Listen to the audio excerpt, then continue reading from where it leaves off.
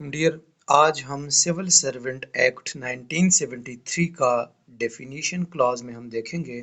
ہم civil servant پڑھیں گے آج کے according to civil servant act 1973 who is civil servant. تو ڈیفینیشن میں اگر ہم یہاں پہ دیکھیں کلاس بی میں civil servants means a person who is a member of an all Pakistan service or of a civil service of the federation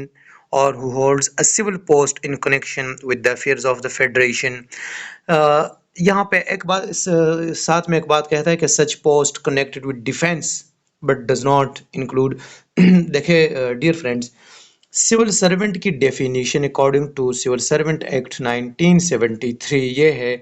کہ کوئی بھی گورنمنٹ امپلائی، فیڈرل گورنمنٹ کا امپلائی جو کہ پورے پاکستان میں سروس دے رہا ہو، یعنی کبھی اس کا تبادلہ کے پی میں ہو جاتا ہے، کبھی اسلام آباد میں، کبھی سندھ میں، کبھی بلوچستان میں، کبھی پنجاب، کبھی کہیں اور کہیں اور۔ تو اگر کوئی ایسا امپلائی ہے، نہ کہ کوئی ایسا امپلائی جو کہ ایک اسپیسیفک پوسٹ پہ، ایک اسپیسیفک جگہ پہ وہ بھرتی کیا گیا ہے اور اس کی ڈیوٹی وہاں پہ کی گئی ہو، تو وہ سول سرونٹ نہیں ہوگا۔ لیکن وہ سول سرونٹ اس کو ہم کہیں گے اکارڈنگ ٹو دس ایکٹ کہ جو member of an all Pakistan service of a civil service of the federation ہوگا۔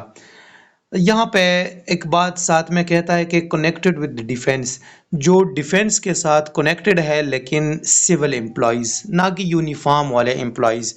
جو آرمڈ فورسز میں، آرمی، نیوی، ایئر فورس میں یا armed forces, other armed forces میں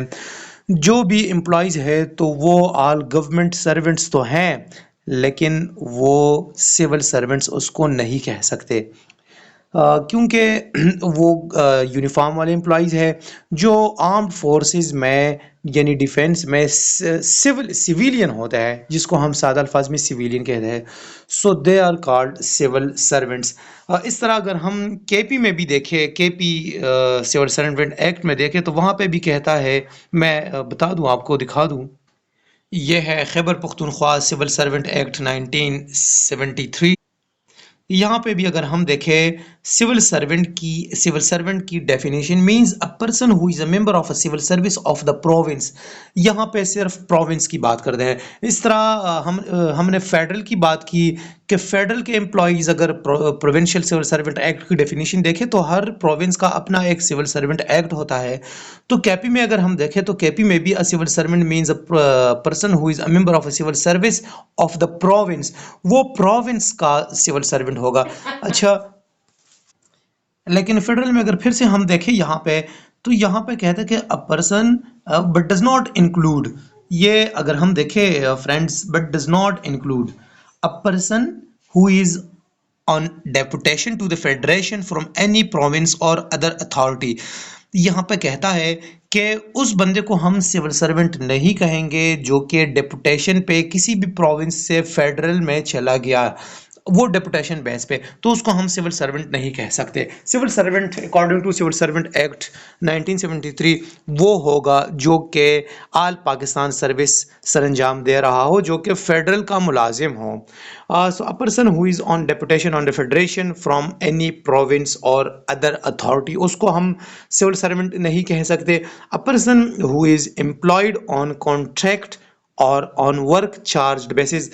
اچھا، اس کے ساتھ اگر ہم دیکھیں جو کانٹریکٹ بیسز امپلائی ہے، ٹیمپرری امپلائیز ہے، یا جو وزٹنگ لیکچررز اگر ہم دیکھیں وزٹنگ فیکلٹی پہ اگر کوئی سروس دے رہا ہو، سو دے آر آلسو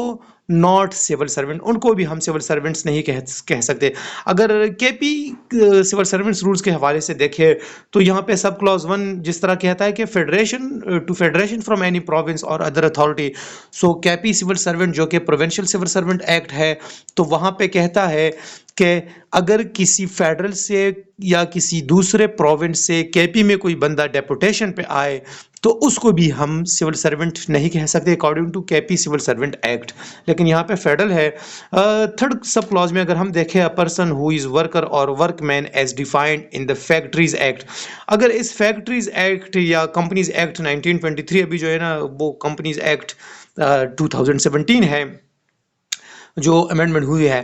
تو اس ایکٹ کے مطابق جو ورکر یا ورک مین ڈیفائن کیا گیا ہے سو اس کو بھی ہم سول سرونٹ نہیں کہہ سکتے. سو امید ہے آپ کو سول سرونٹ کی ڈیفینیشن کی سمجھ آ گئی ہوگی. پھر بھی اگر کوئی کویشچن کمنٹ باکس میں ضرور پوچھیں. Thank you.